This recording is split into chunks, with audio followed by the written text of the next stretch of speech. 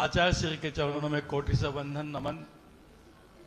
सभी विराजमान साधुओं के चरणों में नमोस्तु। माता जी के श्री चरणों में वंदामी। आचार्य श्री मेरा प्रश्न है कि रावण जो भी परसों स्वाध्याय में आया था, चौथे नरक में गया है। सीता का जीव प्रतीन्द्र स्वर्ग में गए हैं। वहाँ की आयु 22 सागर की है और यहाँ की आयु 10 सागर की है। आगे भविष्य में ये ऐरावत क्षेत्र के अंदर प्रथम तीर्थंकर रावण बनेगा, उसकी ये सीता गणधर होगी।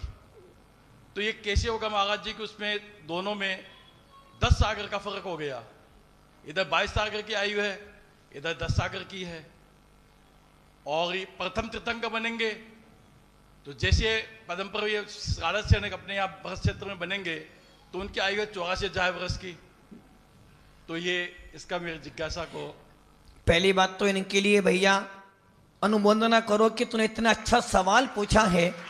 इसका मतलब है हमसे माता जी दोनों कह रही थी महाराज यहाँ तो 7 बजे से पहले 7:30 से पहले कोई आएगा ही नहीं। मैंने क्या भैया बुलाने वाले में दम होना चाहिए, लोग तो 6:30 बजे भी आएंगे। अरे माता जी कमजोर पड़ती हैं, मामा होते पिताजी पिताजी होते हैं। जब बेटा पिता से नाराज हो जाता है तो सीधा माँ की गोद में बैठ जाता है। उसे पता पापा मरने वाले नहीं है, क्योंकि माँ ममता की मूर्त होती है और पिताश्री क्या होते हैं। यदि किसी से डर लगता है तो बाप से ही डर लगता है। इसलिए भैया पिताजी के आने पर भैया डरना चाहिए। अब सवाल जो उन्होंने पूछा है, सवाल तो बहुत अच्छा पूछा है, किंतु थोड़ी सी चूक हो गई है। और हमने भी कल यही सवाल पढ़ा था, क्योंकि हम लोग अभी धर्म संग्रह पढ़ रहे हैं और उसमें इसी का समाधान, उसमें यही गाथा आई है। और उसमें किसका विषय था, क्या नाम, सम्य दर्शन का विषय चल रहा था। और उसमें आया था कि सीता और रावण प्रतिनारायण था और सीता को वो हरण करके ले गया। मरण हुआ, मरण होकर सीता तो माता की बनी और उसने दीक्षा ले ली। दीक्षा के बाद 16वें स्वर्ग में पति इंद्र बनी। और रावण लक्ष्मण दोनों मरे और मरने के बाद तीसरे नरक में पैदा हो गए। ऐसा प्रथमानुयोग कहता है, किंतु सिद्धांत के अनुसार रावण लक्ष्मण चौथे नरक में गए। अब बात है कि अब इतना बड़ा काल है तो अभी रावण का काल अभी नहीं आया, अभी वो तीर्थंकर नहीं बनेगा।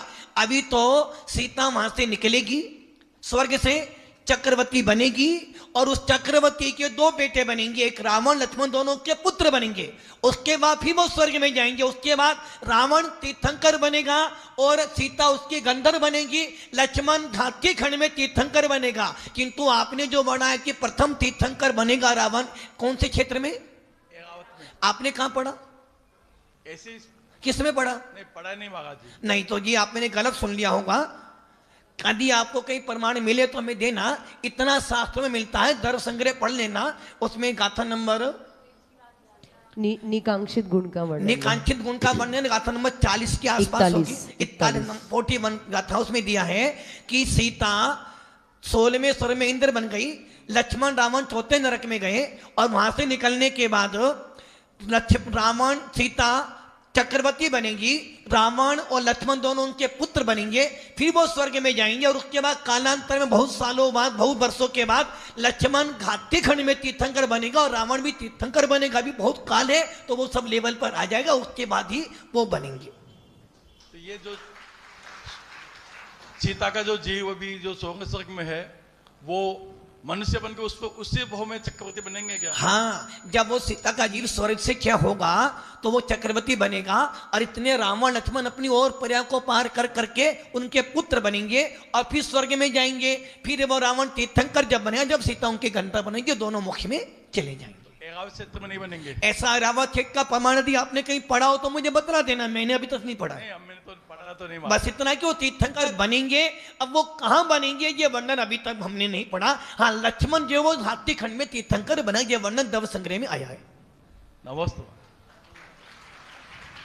बहुत ही सुंदर प्रश्न था राजकुमार जी का, और समाधान सुनने के बाद ये समझ में आ रहा है कि रावण जो है कहाँ पे है। सिद्धांत के अनुसार चौथे नरक में है और सबसे बड़ा सिद्धांत ये है कि चौथे नरक से निकला हुआ जीव तीर्थंकर नहीं बन सकता है, इसलिए रावण सीधा तीर्थंकर नहीं बनेगा। अभी उनको 7 भव लगेंगे, 7 भव के बाद वो तीर्थंकर बनेंगे, तब जाके सीधा उनकी गणधर बनेगी।